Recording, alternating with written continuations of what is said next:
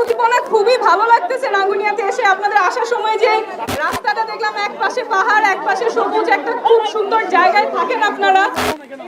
সবাই এত সুন্দরভাবে এখানে একসাথে অনেক কিছু নিয়ে আসছেন।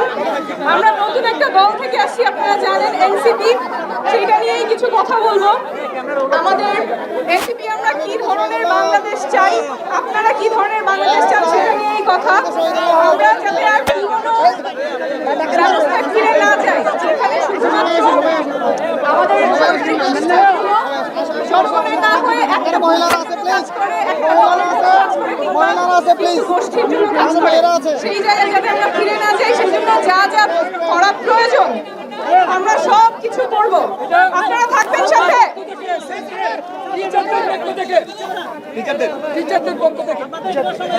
আমরা শিক্ষা, স্বাস্থ্য এগুলোকে পণ্য না বানিয়ে সবার যাতে সমান অধিকার থাকে, সেই উদ্দেশ্যে কাজ করব।